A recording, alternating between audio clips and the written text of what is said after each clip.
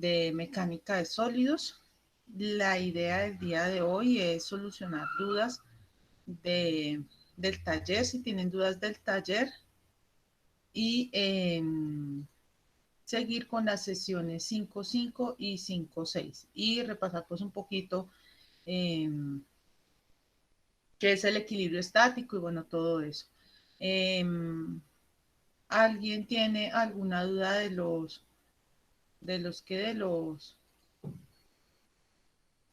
ejercicios del taller? ¿Han empezado a resolver el taller? Les cuento, posiblemente el taller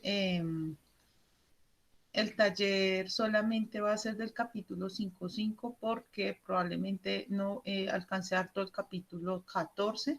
Entonces, pero de todas maneras les voy a dar parte del capítulo 14 para que no,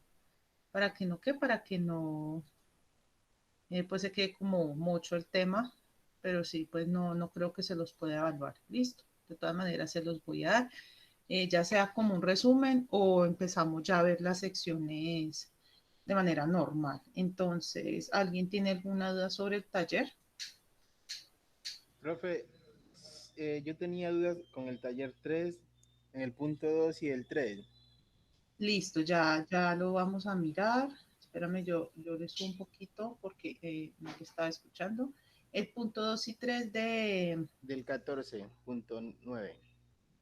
Espere, yo abro el taller en mecánica de sólidos. El 9 y el 14. No, del capítulo 14, de las preguntas 14.9, el punto 2 y el 3. Pues como ya no los va a recibir, dice entonces. No, pues si yo creo que les estoy avisando el día jueves. Si yo veo que realmente no alcanzo a darlo, entonces yo les digo, el taller va solo hasta el capítulo 5. ¿Listo? Ah, listo, profe. Pero igual tengo dudas en esos dos puntos. No entendí nada. En el 2 y 3, bueno, Sí. entonces pues la vamos a aclarar acá de todas maneras, pues para el que desee hacer el taller, pues en esa parte, de todas maneras, pues esa parte, eh, bueno, estas son las demostraciones, ¿cierto? Entonces, yo no sé si ustedes alcanzaron a hacer estas demostraciones en Profe, mecánica tensorial. creo que nos está Bueno, compartiendo pantalla. no, todavía no.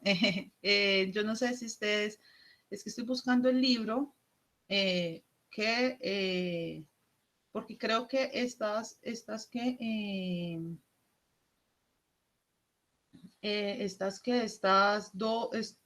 dos elementos, especialmente el punto 2, creo que ustedes lo alcanzaron a ver cuando vieron tensorial, pero voy a verificar.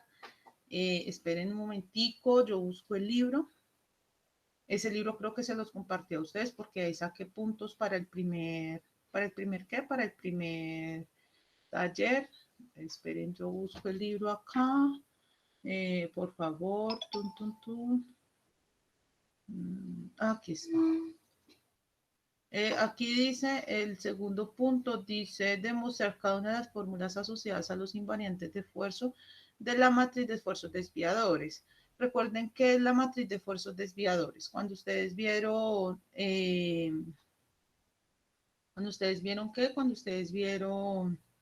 en mecánica tensorial, ahora sí voy a empezar a compartir pantalla, creo que sí, ¿dónde está? Eso está mejor en otro libro, pero pues se los voy a explicar acá. Eh, Este es el vector de esfuerzos, simetría del tensor de esfuerzos, condición de frontera, Kirchhoff, potencia, entropía. Ay, ¿dónde es que está eso? Estas son las fórmulas integrales. Entropía de Helmholtz, de la Kirchhoff. ¿Cómo así? ¿Cómo así que ustedes? Ay, no. Yo pensé que ustedes lo habían visto. Pero yo busco aquí. Control F de Deviator. Miro. Deviatoric. Deviatoric. Deviatoric.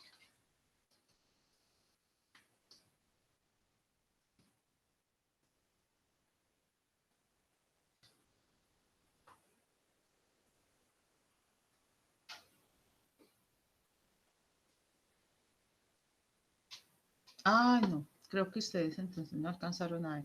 Ustedes vieron en tensorial es que veo que esta es como ejercicio, porque cuando el semestre antepasado en otro libro sí, pues yo me acuerdo que yo sí vi ese tipo de, pero fue en otro libro.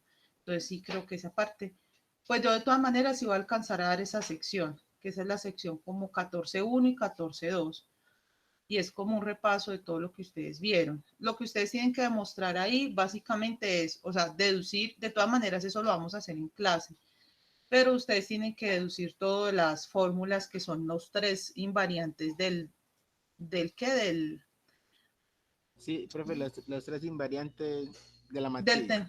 ajá, Eso, pero entonces, eso, yo intenté hacer eso, pero como que no me da, no llego. no llega, bueno, entonces recordemos cómo eran los invariantes, o sea, lo que hay Profe, que tener en cuenta es que los invariantes son propios de cualquier matriz. O sea, yo los invariantes los voy a obtener de la misma manera. ¿Por qué los voy a obtener de la misma manera? Porque en última son la forma en que yo puedo obtener esos tres valores, tanto con la matriz normal, digamos esta matriz, como con la matriz ya transformada, ya sea la matriz hidrostática, la matriz desviadora. Esos son como unos valores como normal. O sea, eso siempre lo vamos a calcular así. O sea, el primer desviado, el primer invariante va a ser la suma de va a ser la traza de la matriz, el segundo invariante va a ser el producto, ent- como el entonces, producto profe, cruzado, y el tercero va a ser el determinante de la matriz. el determinante. Entonces, en el primer caso, que sería la suma, Sí. J1 es igual a S1 más S2 más S3. Entonces, Realmente esto, ¿por qué da cero? Dice, no, pero ¿por qué da cero? Porque recuerde que realmente estos son, este sigma medios, espere, yo abro aquí otra diapositiva. Eh, esperen, yo la cambio aquí a este y entonces ya voy a coger el lapicito. Recordemos que es sigma m, el sigma medios. Sigma medios es la suma de los tres esfuerzos, ¿cierto? De sigma 1 más sigma 2 más sigma 3 sobre 3, ¿cierto? Entonces vamos a pegarnos de eso, ¿cierto? Entonces ese sería para hallar el J1, ¿cierto? El J1 es igual a la traza de la matriz desviadora, ¿cierto?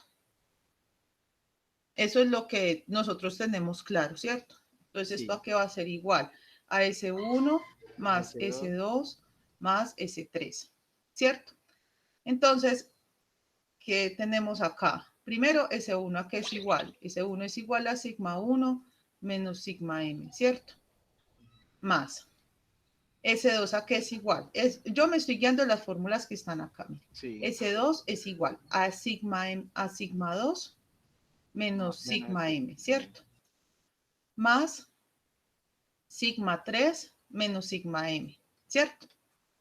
Eso de acuerdo a las fórmulas de la página 779. ¿Listo?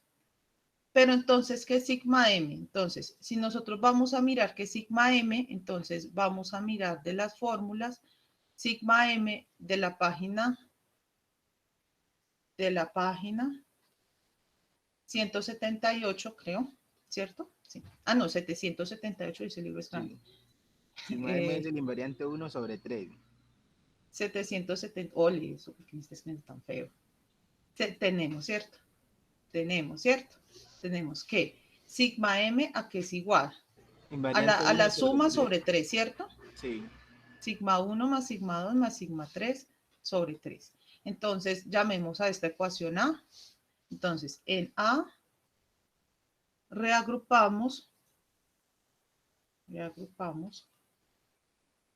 Entonces, ¿cómo me quedaría? J1 que es igual. Mire que aquí está sigma m, realmente estoy sumando 3 sigma m, ¿cierto?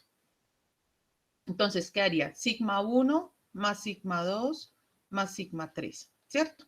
Menos estos sigmas m, ¿cierto? Pero yo tengo 3 sigma m, ¿cierto? Entonces sería 3 sigma m, ¿cierto? Hasta ahí todo claro, ¿hay alguna duda hasta acá? todo claro, profe. Todo claro, listo. Entonces, ¿esto a qué va a ser igual? Yo reemplazo sigma m, lo que tengo es sigma m, entonces me quedaría sigma 1 más sigma 2 más sigma 3 menos 3 por sigma 1 más sigma 2 más sigma 3 sobre 3, ¿cierto? Esto es igual a sigma 1 más sigma 2 más sigma 3 menos este 3 con este 3 se va, ¿cierto? Y me quedaría menos sigma 1 más sigma 2 más sigma 3, ¿cierto? Este se va con este y esto me da igual a 0.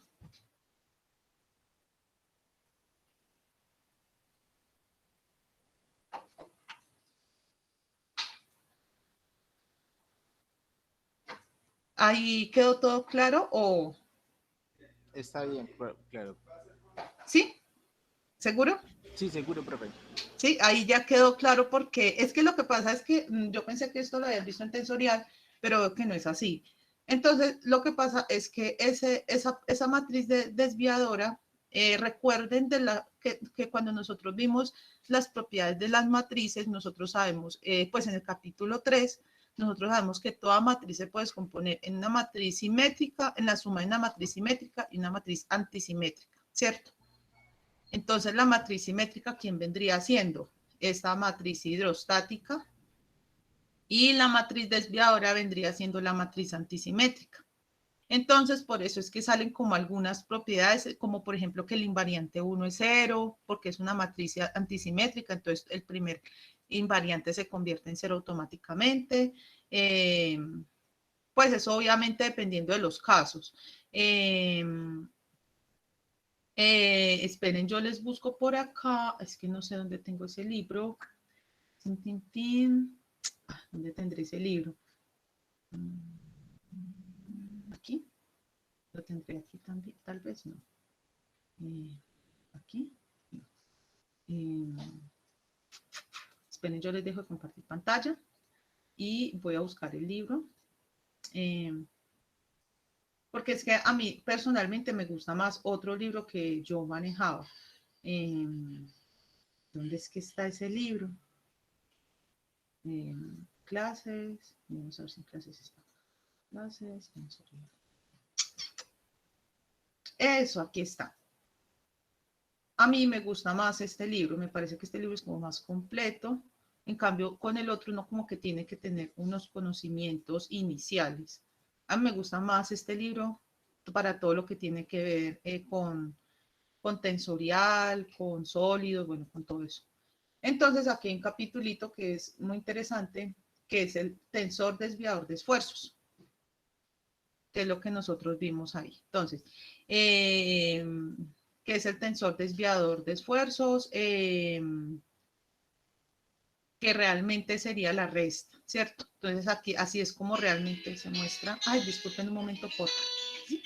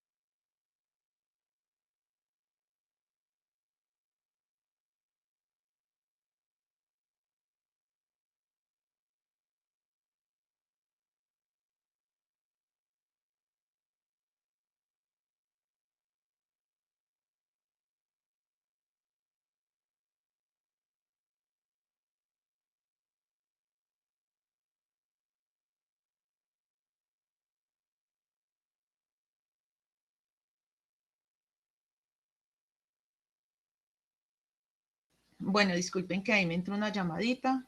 Bueno, entonces estamos hablando de que cuando nosotros estamos hablando de la matriz de esfuerzos y en general de cualquier matriz, nosotros realmente la podemos partir en dos, porque podemos hacer como esa partición de esa matriz en dos submatrices, por decirlo así, porque recuerden que nosotros estamos trabajando con una matriz que es simétrica. Entonces, el hecho de trabajar con matrices simétricas ayuda muchísimo a sacar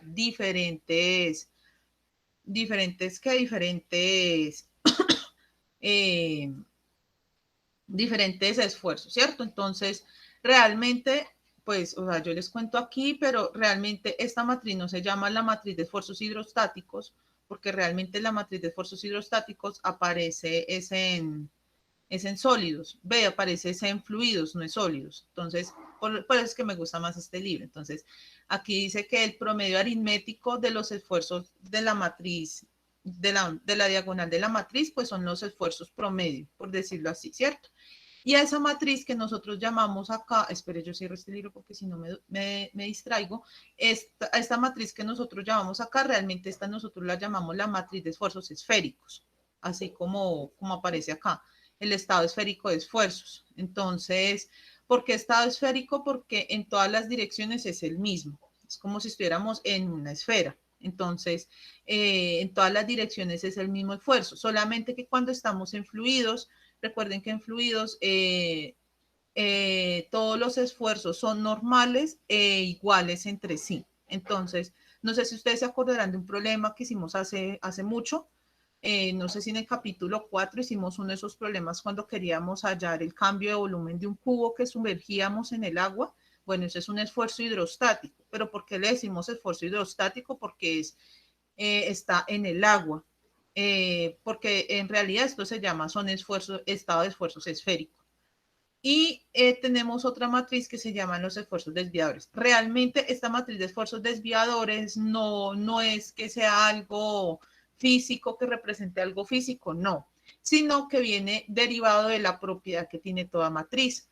Para nosotros sí significa algo esta matriz de esfuerzos esféricos, bueno, ahí lo veremos en su momento, pero realmente esta matriz de esfuerzos desviadores no es que signifique mucho, solamente es como una derivación matemática. Y si nosotros hallamos esta, pues obviamente tenemos que caracterizar esa, pero realmente tampoco pues es que signifique mucho físicamente, pero matemáticamente sí significa. Entonces, que esto lo vamos a demostrar.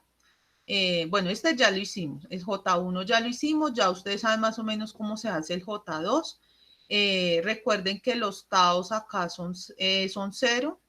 ¿Por qué les digo que lo recuerden?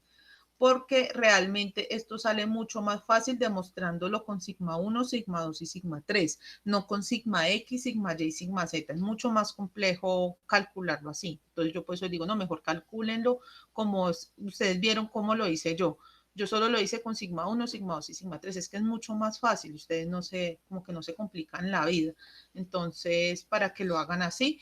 Y el sigma 3, pues es el determinante, ¿cierto? Entonces, ahí volveremos de todas maneras a ver las propiedades de las matrices, porque en este caso sí es muy importante que las tengan en cuenta. Listo.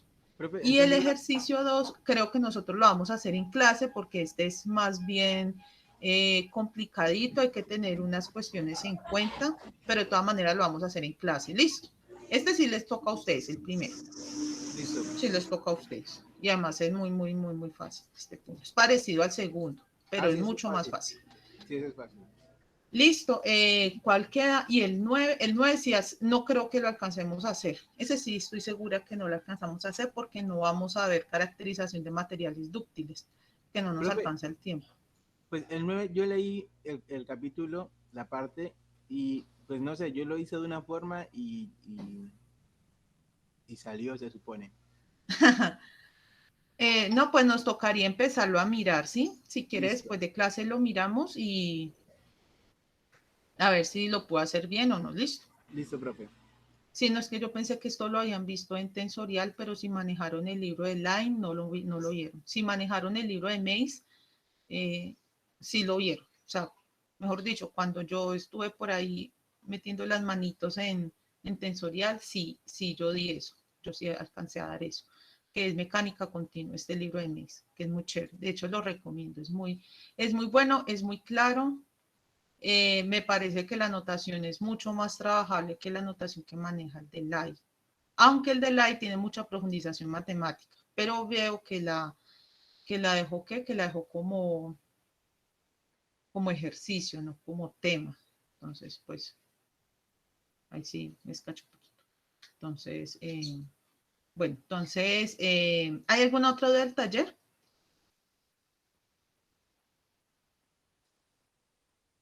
Porque ahorita ya vamos a empezar a ver cómo, no son otras cosas, pero qué, pero es, ya vamos a empezar a ver integrales, entonces para que lo tengan en cuenta. Yo de todas maneras, si bien voy a dar todas estas ecuaciones diferenciales e integrales, no voy a ahondar mucho en algunas partes, porque para estas partes ustedes tuvieron que haber visto una materia que se llama resistencia en materiales. Entonces, yo algunas partes, así como dice en el capítulo 4.8, no las voy a dar, sin embargo, yo se las voy a explicar al final pues de la esa, del curso. Y de resto, sí les voy a dar todo, porque es teoría. Y esto es ya pues una cosa pues matemática y el principio de San Venant es bueno, es como la aplicación de todas las ecuaciones que hemos visto. Listo. Este resumen es muy importante. Yo les recomiendo que lean el resumen porque el resumen es como que les hace un resumen desde el capítulo 2 hasta el capítulo 4. Entonces, aunque el problema es que lo hacen 2D, pues por lo que es tensión plana y deformación plana, pero de todas maneras, pues lo pueden tener en cuenta. Entonces, vamos a comenzar con el capítulo 5 ya ahora sí, sin más preámbulos. Bueno, veo que no tienen más dudas del taller, entonces vamos a, de todas maneras, este ejercicio se lo voy a subir al Drive, pues para que como que se llenen. Esto, cuando yo pido una demostración, yo pido es eso, que hagan todas las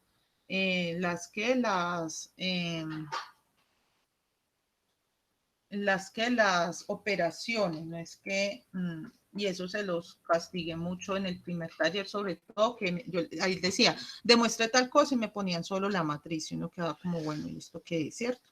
Entonces, entonces, vamos a comenzar. Entonces, este capítulo 5 y el capítulo 6 realmente son muy cortos. Ya, ya lo vamos a ver, espérenme un momentico, por favor, qué pena con ustedes las interrupciones.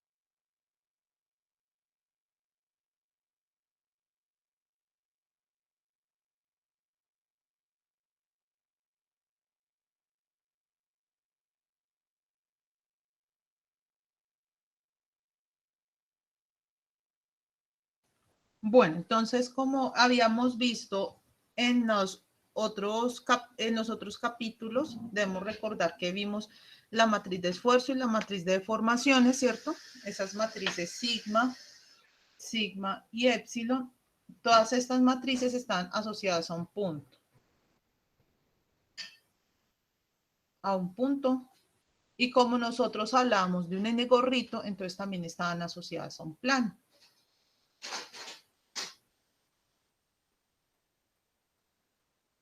¿Cierto? Recuerden que en el capítulo 2 nosotros llegábamos y cogíamos un sólido, ese sólido lo cortábamos por una parte con un plano y que ese plano lo caracterizábamos por un punto y por un vector que era normal al plano, ¿cierto?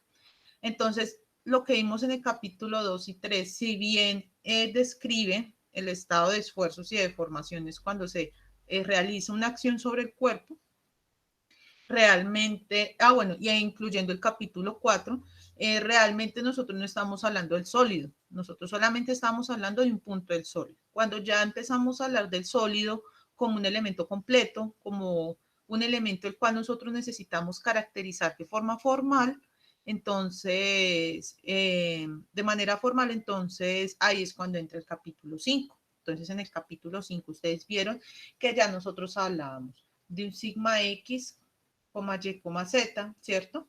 Que ya eran funciones de un epsilon, epsilon X, epsilon Y, epsilon Z, gamma XY, gamma XZ, gamma YZ, que ya eran unas funciones, por eso es que las podemos derivar, y entonces ya estas están asociadas a un sólido, es decir, a un dominio. Y entonces ahí ya podríamos hablar de unas condiciones internas, que fue lo que vimos en las primeras secciones, y de unas condiciones externas, o no externas, sino, no digamos, no llamemos externas porque realmente nosotros no sabemos cómo es el comportamiento por fuera del sólido, sino unas condiciones de frontera, ¿cierto? Y esas condiciones de frontera se definen porque nosotros ya estamos hablando de una ecuación diferencial. Y en una ecuación diferencial nosotros tenemos que definir dos elementos, el dominio y la frontera. Las condiciones de frontera puede ser que la derivada es cero, que la función es cero, bueno, muchas cuestiones. Entonces, eso es lo que básicamente hemos visto. Entonces, que por eso podemos hablar de todo esto, ¿cierto? Recuerden que estamos trabajando en un medio continuo y que ese medio continuo pues tiene unas características, ¿cierto? Como que es homogéneo, que yo lo puedo caracterizar a través de una función que es continua realmente. Eso es lo que realmente significa que tengamos un medio continuo, que nosotros podemos hablar de todo el dominio a través de funciones continuas, es decir, que por lo menos tienen la primera derivada. Eso es una función continua en todo su dominio. O por lo menos que yo lo puedo caracterizar por una función sin discontinuidad. O sea, cuando ustedes están hablando de un sólido, a ustedes les van a decir que el esfuerzo, no sé, que el esfuerzo en X es igual a X en todo el dominio, ¿cierto? Entonces, ustedes no van a tener por acá un sigma Y, digamos, una función a trozos que en una parte es 1, en otra parte es 0, no, esto no lo van a tener, porque esto significa unas discontinuidades. Entonces, ustedes han visto que todos los esfuerzos los hemos denotado como por esta notación X, X cuadrado, X más Y, bueno, todo eso, ¿cierto? Porque en últimas, ¿qué son estos esfuerzos y estas deformaciones? Son campos vectoriales. Recuerden que cuando ustedes por allá vieron en mecánica tensorial todo lo que era el desplazamiento. Ustedes vieron que el desplazamiento en últimas es un campo vectorial, ¿cierto? Es un campo formado por funciones. Entonces, como la deformación realmente es una variación de ese campo de desplazamientos formalmente, entonces, por eso es que en últimas todo eso son campos vectoriales. Entonces,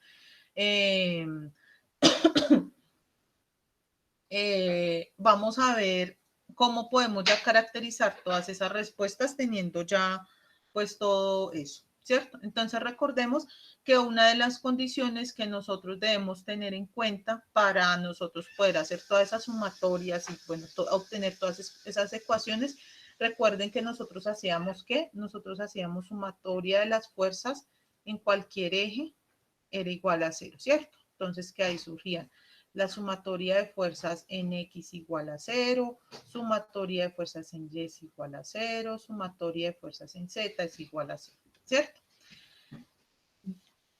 Yo creo que ustedes han escuchado algo de los tipos de equilibrio, ¿cierto? Entonces, generalmente los equilibrios se pueden clasificar en 3 tipos de equilibrio. Entonces, el equilibrio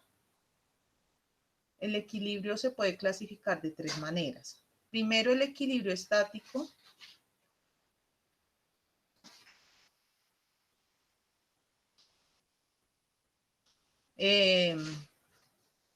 Segundo, el equilibrio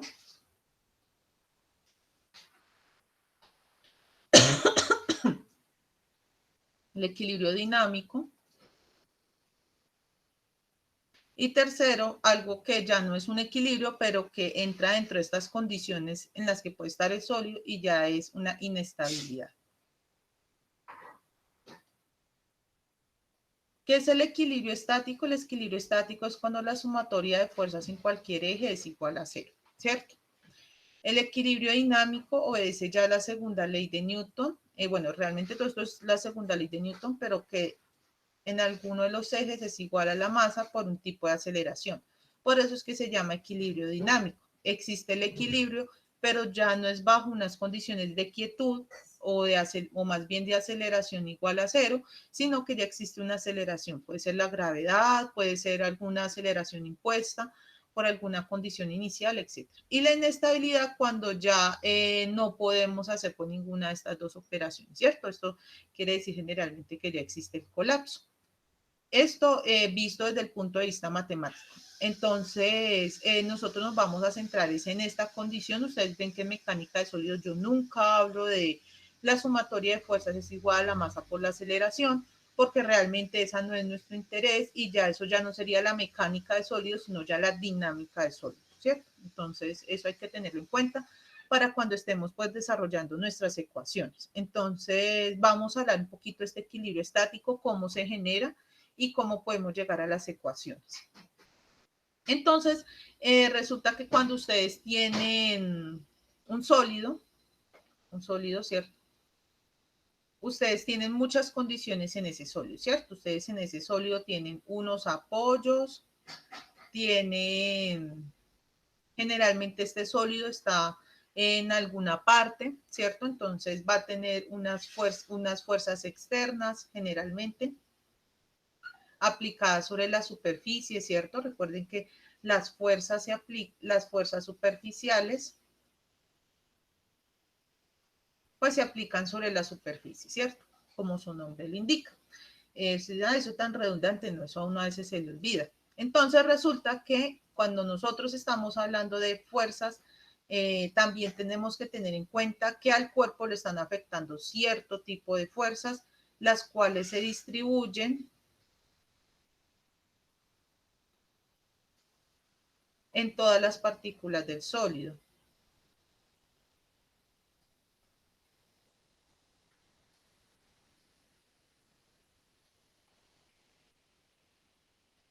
Del sólido. Esta es la diferencia entre las fuerzas que yo les voy a hablar más adelante y las fuerzas superficiales. Estas fuerzas que se distribuyen en todas las partículas del sólido se denominan, aquí estamos repasando un poquito el capítulo 1, se denominan fuerzas másicas.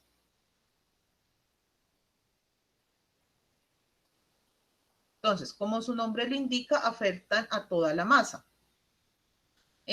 ¿Por qué no les digo afecta a todo el peso? Porque el peso es un tipo de fuerza másica. Entonces, ¿qué tipo de fuerzas pueden afectar a un cuerpo que sean másicas? Por lo menos el peso. El peso es una fuerza que afecta absolutamente todas las partículas del sólido por igual, ¿cierto?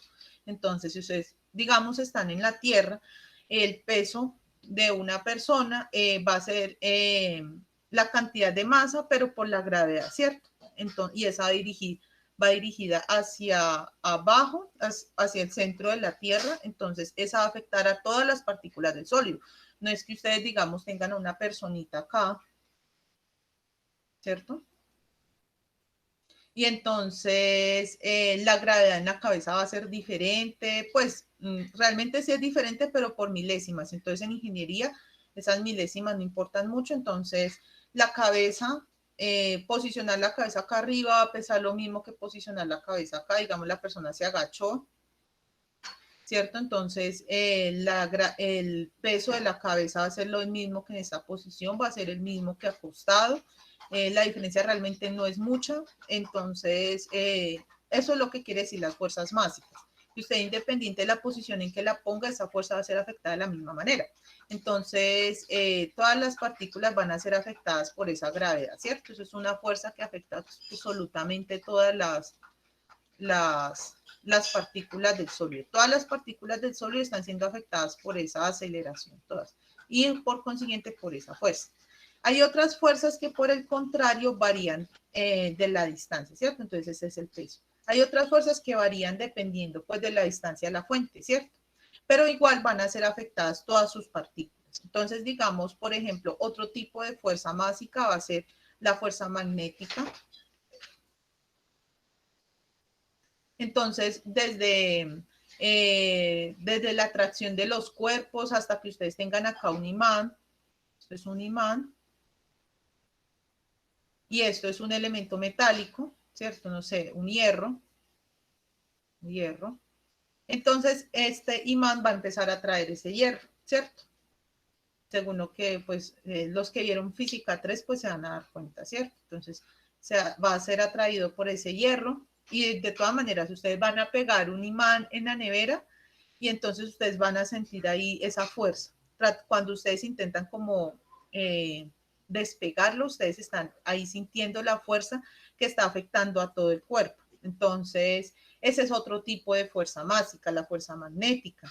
Y hay otros tipos de fuerza que pues nosotros no tocamos acá en mecánica de sólidos porque realmente no son de nuestro interés.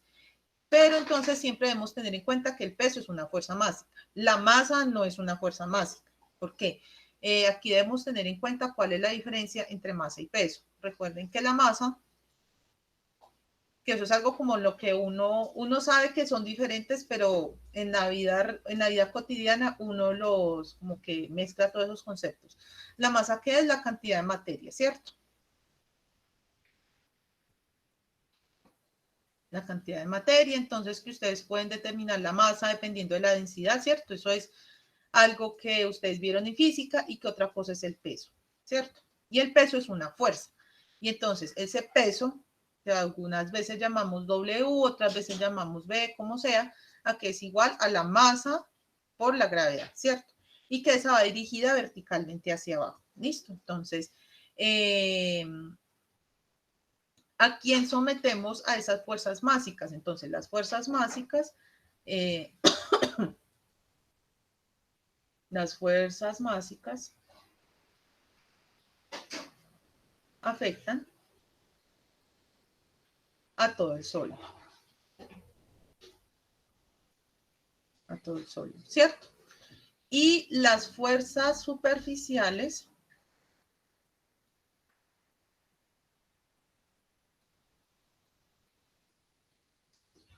los superficiales, digámoslo así, se localizan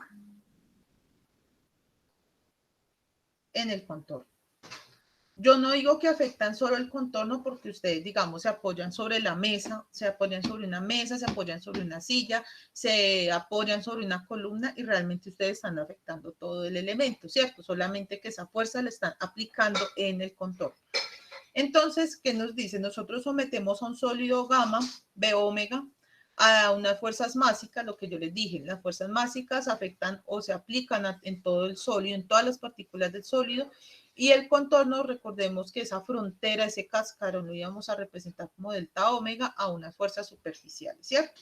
Entonces, esas fuerzas superficiales que son las fuerzas superficiales aplicadas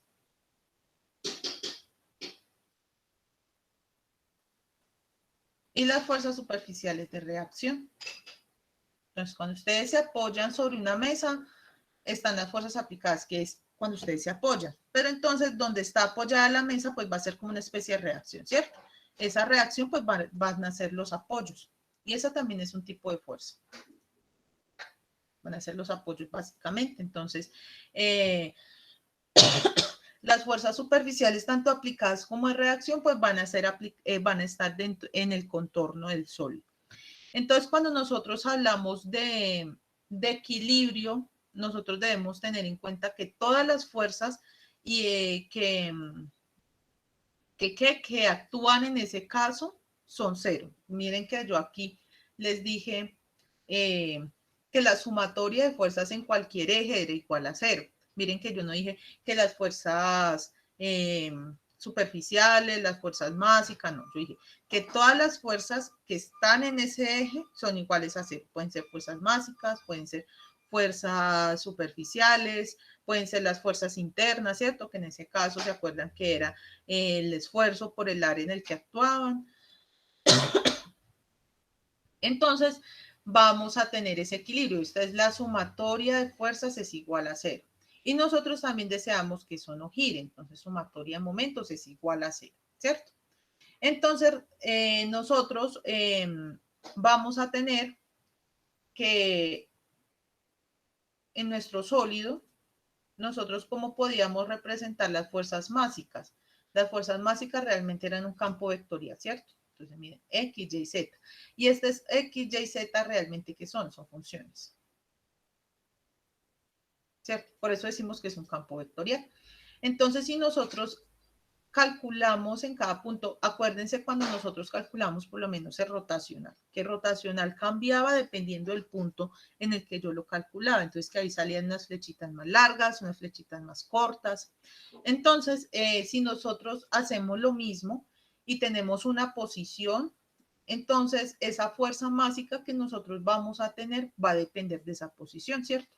No es lo mismo la fuerza másica acá que la fuerza másica acá, cualquier fuerza másica, que la fuerza másica en esta posición, que la fuerza másica en esta posición. Entonces, generalmente las fuerzas másicas, como estas fuerzas están en minúscula, estas fuerzas son en función del volumen, ¿cierto? Entonces,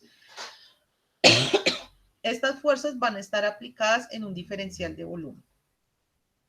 Entonces, fuerza másica por el diferencial de volumen. Y entonces esta fuerza másica va a generar lo siguiente. Entonces, la fuerza másica va a estar aplicada en todo el sólido. Entonces, recuerden cuando nosotros calculábamos algo allá en cálculo vectorial, pues todo se representaba. Si era un volumen, entonces era una integral triple. Si era un área que estaba siendo afectada, pues era una integral doble. Y si era una línea, entonces era una integral sencilla. O si era una línea que definía un contorno cerrado, entonces ya era una integral de línea, ¿cierto? Entonces, como estamos hablando de un sólido, los sólidos se expresan a través de integrales triples. Por eso es que yo les digo, aquí tenemos que aplicar las propiedades del volumen continuo, porque esas propiedades son las que nos permiten hacer estas formulaciones, ¿cierto? Entonces resulta que en la fuerza másica sería la fuerza másica sería la integral del volumen de esta fuerza másica, de este campo, y el momento provocado por las fuerzas másicas, ¿a qué sería igual? Resulta que ustedes tienen este sólido y este sólido está ubicado en un sistema cartesiano, ¿cierto? X, Y y Z, ¿cierto? X, Y, Z. Y que esa posición realmente lo que denota este X es lo que denota pues la distancia entre el eje, entre mi punto de origen y el punto, ¿cierto? Y entonces, ¿yo qué hago? Bueno, ¿qué tanto esa fuerza o cuál es el momento que me está generando esa fuerza másica? Entonces, recuerden por allá de vectorial que nosotros esos momentos, esa fuerza másica por esa distancia que nos representaba un rotacional, ¿cierto? Y el rotacional se hace sobre la integral de volumen. ¿Por qué? Porque en últimas esta es una función que está en función del volumen, ¿cierto? Y aquí el de B. Y entonces, eso con las fuerzas básicas. Las fuerzas básicas afectan a todo el volumen, entonces aparecen unas integrales triples. Tenemos ahora las fuerzas superficiales. Recuerden que las fuerzas superficiales afectan es el contorno, ¿cierto? Entonces, al afectar el contorno, lo que quiere decir es que recuerden que el contorno no es algo, no es algo que es volumétrico, ¿cierto? No es un volumen, sino que es una superficie, ¿cierto? Es como si nosotros cogiéramos una pelota y cogiéramos un papel y envolviéramos esa pelota en el papel. Eso es lo que significa el contorno. El contorno es ese papel, solo que ese papel es de un grosor muy chiquitico, muy chiquitico. Entonces, esas fuerzas superficiales, como están siendo aplicadas sobre ese contorno, sobre esa superficie, entonces nosotros ya no podemos hablar de un volumen. Entonces, nosotros hablamos es de una superficie. Entonces, como eso está afectando es a una superficie, entonces hablamos de un diferencial de superficie.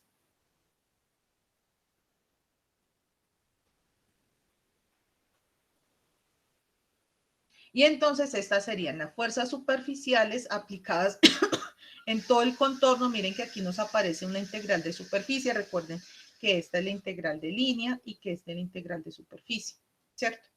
Superficie cerrada, porque recuerden que estamos en un dominio definido en los reales y que es un medio continuo, es decir, eso tiene fronteras definidas, eso tiene una función que los describe, entonces todo eso hace que nosotros lo podamos expresar en estas fórmulas.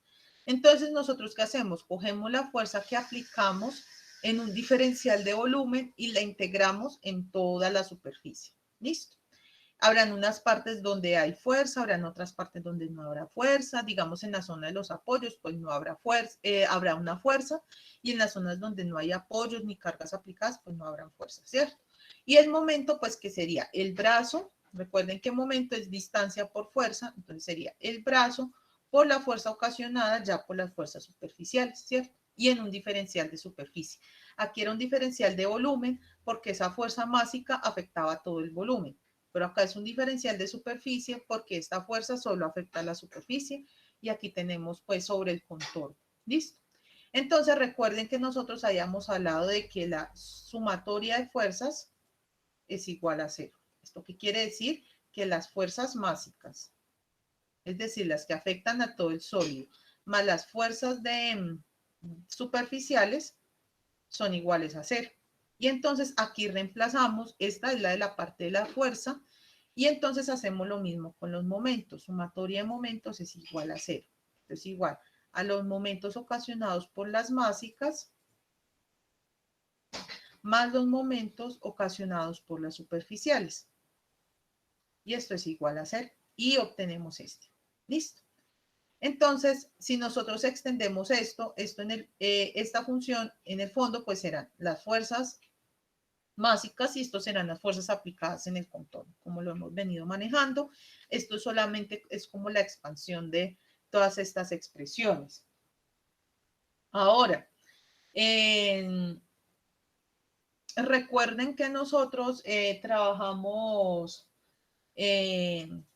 primero en 2 dimensiones y después en 3 dimensiones, ¿cierto? En 2 dimensiones nosotros como trabajamos con un sólido que tiene un grosor T, ¿cierto? Que tiene un espesor T.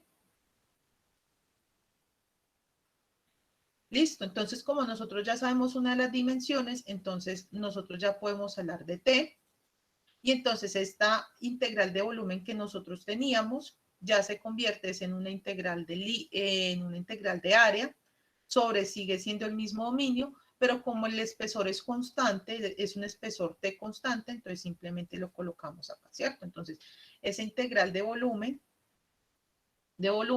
pasó a ser una integral de área multiplicada por un espesor T. Y el área multiplicada por otra dimensión, otra dimensión, pues me da un volumen, ¿cierto? Entonces aquí no hay problema con esa generalización. Entonces, esta integral de volumen se me convierte en esto y recuerden que nosotros teníamos una integral de superficie para las fuerzas superficiales, ¿cierto? Entonces, ¿esto qué me va a pasar? al espesor T, porque nosotros ya tenemos una de las dimensiones, por la longitud pues, de ese espesor, ¿cierto? Entonces ya sería una integral de línea sobre ¿sobre qué? Sobre la cáscara.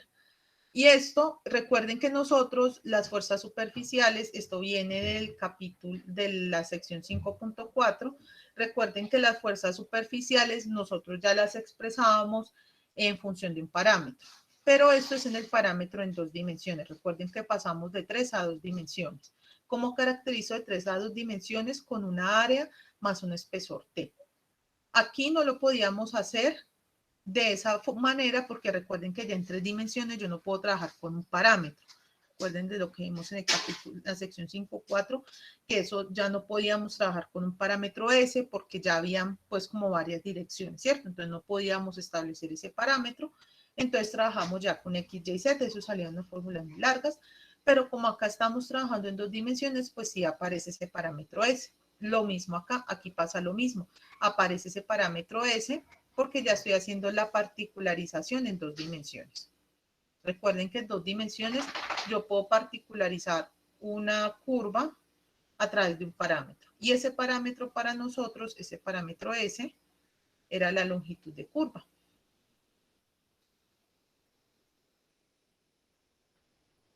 Listo. Entonces, como el espesor miren que el espesor sale la integral, eso quiere decir que estamos trabajando bajo un espesor constante.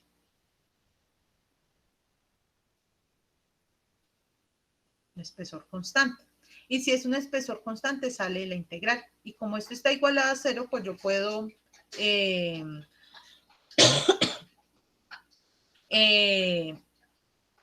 pasar este t a dividir y pues me queda ya eso, 0 sobre t, pues me da 0, ¿cierto? Entonces lo que hice acá fue suprimir este t, entonces yo lo cancelé y lo cancelé, y entonces me queda esta expresión. Esta expresión es muy importante para los sólidos en 2D. En 2 dimensiones, ¿cierto? Ahora, recuerden que nosotros acá realmente lo que tenemos en los momentos, esto con respecto a la sumatoria de fuerzas. Fuerzas en cualquier eje es igual a 0. Esta parte de las fuerzas. Ahora vamos a hablar de los momentos. Recuerden que cuando nosotros formulamos momentos había un producto cruz, ¿cierto? Un producto cruz entre 2 campos vectoriales. Entonces ustedes por allá de vectorial se acordarán de este resultado, que ustedes tienen que formular el determinante, bueno. Entonces, en este caso, lo que hacen es hacer este producto cruz. Y entonces, recuerden que estos son los momentos en 2 dimensiones. Esta sumatoria de fuerzas, pero en 2 dimensiones. Y esto es la sumatoria de momentos en 2 dimensiones. Por eso aparece X y Y en Z es igual a 0 y X y Y en Z es igual a 0. Entonces, esa es la razón por la que aparece este 0 acá, porque estamos trabajando en 2 dimensiones. Entonces, la tercera se omite. No es que no exista, se omite. Entonces, en este caso, pues hacen la operación y entonces resulta esto, ¿cierto? Y entonces, al resultar esto, entonces, como simplemente a nosotros nos interesa, pues es este valor, entonces se coloca este valor, miren, es este valor. Y esto recuerden que era X cruz B en función de X, entonces esto como sería 0,0, XY menos YX. Y en función de las fuerzas superficiales, ¿cierto? Entonces esto sería igual a 0,0, X, Y barra menos Y, X barra. Pero recuerden que en un... Ay, espérate. Que en las superficiales todo lo expreso en función de ese parámetro de longitud de curva. Entonces 0, 0, entonces sería X en función de S, Y barra en función de S, menos Y en función de S, X en función de S. ¿Listo? Entonces por eso es que aquí aparece esto y por eso aquí aparece eso. Eso como que se los quería explicar ahí también. Entonces se derivan estas dos fórmulas, como el espesor es constante, entonces puede salir de la integral. porque eso no va a ser igual a 0. Entonces lo otro que es igual a 0 es eso, que podría ser igual a 0, podría ser igual a 0, pues es eso. Y tengo la sumatoria de momentos. La sumatoria de fuerzas, esta es la sumatoria de momentos en 2 dimensiones. Y entonces las ecuaciones de equilibrio pues me quedan de esta forma. Recuerden que nosotros lo hayamos visto al principio, entonces lo puedo expresar de esta manera, pero particularizando a las 2 dimensiones, pues me quedan de esta manera. Estas 2 ecuaciones y, bueno, realmente estas 2 ecuaciones y estas ecuaciones, las que están en el cuadrito. ¿Hay alguna duda hasta acá?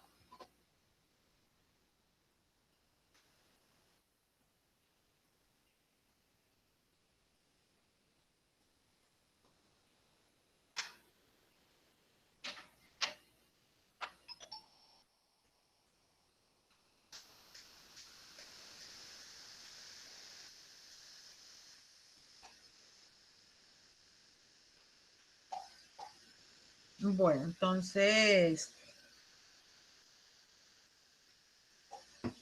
vamos a pasar al 5.6, que es como podríamos considerar de otra forma esas ecuaciones de equilibrio. Entonces recuerden que la sección 5.5 nosotros obtuvimos pues unas fórmulas, ¿cierto? Que era la integral del volumen de las fuerzas básicas más la integral sobre la superficie de las fuerzas superficiales, ¿cierto? En el DS es igual a 0. Pero entonces recuerden del capítulo 4 nosotros cómo expresamos este F en las fuerzas superficiales. Recuerden que ese F en las fuerzas superficiales realmente era el estado de esfuerzos en la frontera por el N gorrito, ¿cierto? Así como nosotros expresábamos ese Q al interior del sólido que era sigma por N gorrito, algo parecido pasa en las fronteras. Entonces, si eso es cuando nosotros aplicamos una fuerza, entonces nosotros vamos a tener a sigma X por N gorrito.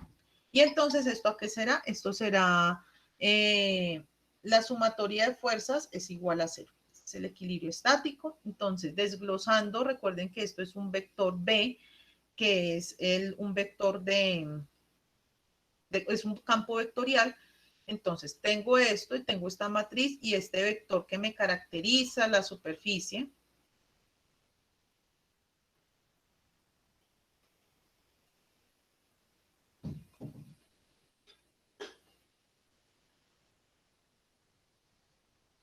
¿Cierto? Y entonces esto, en un diferencial de superficie, esto va a ser igual a 0. Y entonces nosotros debemos tener en cuenta que nosotros ese N gorrito lo podemos... esto en el fondo pues nos queda de esta manera. Recuerden que aquí salen como una... Ay, perdón. Aquí salen como unas ecuaciones, ¿cierto?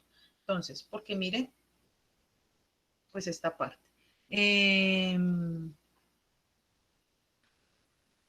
Este producto,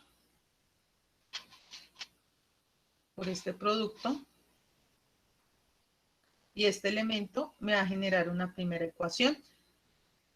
Este segundo, esto es la primera ecuación. La segunda ecuación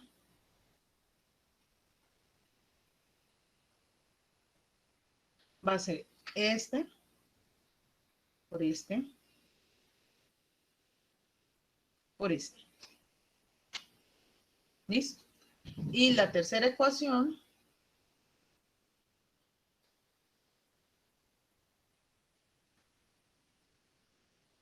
va a ser igual a este por este más este por este. Entonces, de ahí es que salen las 3 ecuaciones. Pues que yo les voy a hablar de 3 ecuaciones. Entonces, vamos a empezar. En la primera ecuación escogemos el primer término de la fuerza másica, la primera fila de la matriz de esfuerzos y el N gorrito. Y entonces recuerden el teorema de la divergencia. El teorema de la divergencia realmente es que yo puedo pasar de una integral de superficie a una integral de volumen y viceversa. ¿Empleando qué? Empleando el producto punto, ¿cierto? El gradiente, la divergencia, porque el gradiente es producto normal, el gradiente. Y entonces lo que voy a hacer es pasar de este lado a este lado. Así es que voy a aplicar. ¿Cómo sería mi F? Este F en este caso sería este. Y el N gorrito, pues sería este mismo N, ¿cierto? Este N tiene que ser normal a la superficie. Entonces lo que hago es sacar la divergencia de este campo vectorial. Entonces por eso aparece divergencia de este campo vectorial y ya aparece como una integral de volumen. Entonces recuerden que la divergencia era, ¿cómo es la divergencia de un campo vectorial? La divergencia de F, entonces es igual a la divergencia de X, Y, Z, ¿cierto? Y esto aquí es igual a la derivada de X con respecto a X más la derivada de Y con respecto a Y más la derivada de Z con respecto a Z. Eso es la definición de divergencia. Entonces, por eso es que vimos al principio divergencia. Entonces, aplicando esto, entonces sería la derivada del primer término con respecto a X más la derivada del segundo término con respecto a Y más la derivada del tercer término con respecto a Z. Ahora, como tienen el mismo diferencial, entonces, y el mismo dominio de integración, tienen esos dos elementos iguales, entonces yo puedo sumar esas dos integrales. Entonces, aquí sumo estas dos integrales, esa es realmente la suma de estas dos integrales, y esto es igual a 0. Ahora, como yo este estado lo puedo tener para cualquier volumen realmente, entonces lo que hago es que es la única forma que esta integral es igual a 0 en cualquier volumen es que lo de adentro sea igual a 0. Entonces lo que hago es igualar esto igual a 0. ¿Y esto a qué se les parece? Esto se les parece a la primera ecuación de equilibrio, ¿cierto? La primera que vimos para allá en el capítulo 5.1, 5.2, algo así. Y aquí tenemos la primera ecuación de equilibrio y así se sacan las otras dos ecuaciones de equilibrio. Esta es otra forma que se saca, que se tiene para sacar las ecuaciones de equilibrio. Pero miren todo lo que ustedes tuvieron que haber visto antes de llegar pues a este estado. ¿Listo? Entonces, ¿hay alguna duda hasta acá?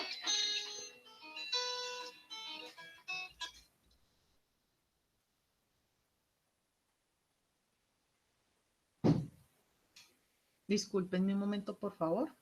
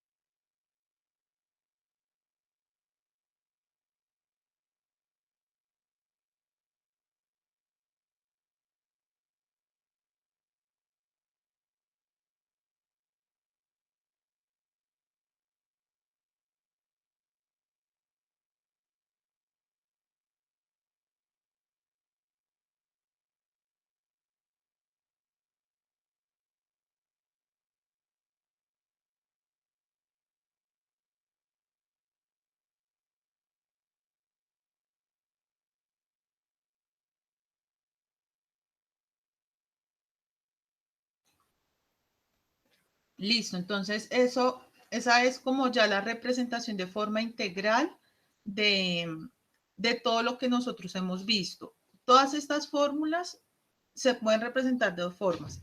De forma, y ustedes ya lo van a ver, digamos, cuando vean elementos finitos. Se pueden representar de forma diferencial o de forma integral. Se llaman formulaciones débiles y formulaciones fuertes realmente. Entonces, aquí hemos visto las dos formas, la forma integral y cómo yo a partir de la forma integral puedo llegar a la forma diferencial. Obviamente hay que tener pues en cuenta algunas derivadas y bueno, algunos elementos ahí importantes. Entonces, si no tienen dudas, entonces yo creo que podemos dejar hasta acá el día de hoy. El día jueves ya empezaremos a ver algo un poquito más carnudito, que es la sección 5-7. Ahí sí es necesario que tengan todos los sentidos puestos porque esta es muy importante y a la vez es compleja de abordar. Sin embargo, es una de las secciones que más interesa en el caso de las condiciones de equilibrio para todo el sólido. Listo. Entonces, si no hay dudas, entonces nos vemos el jueves. Sí, creo que ya les subí el video, me falta compartirles las diapositivas, ¿listo? Hoy se las subo sin falta, aunque creo que ya les subí las diapositivas. Voy a mirar bien en el drive.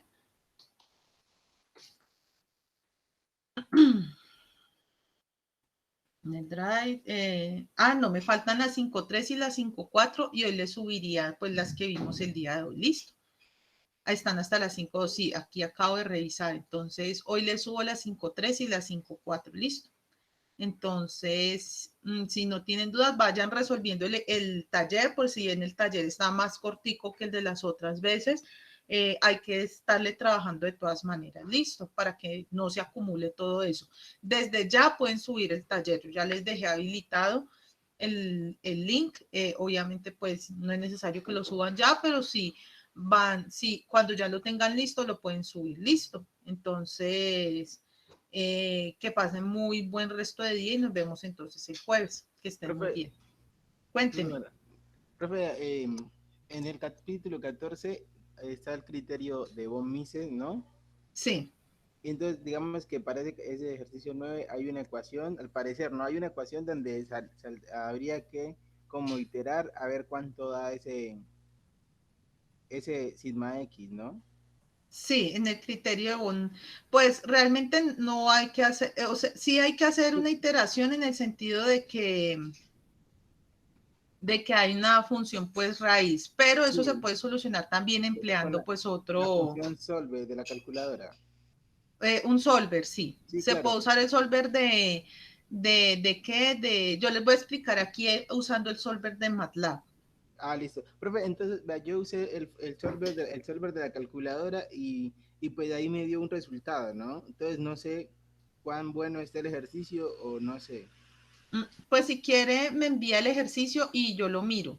Listo, profe, gracias. ¿Listo? Listo. Bueno. Bueno.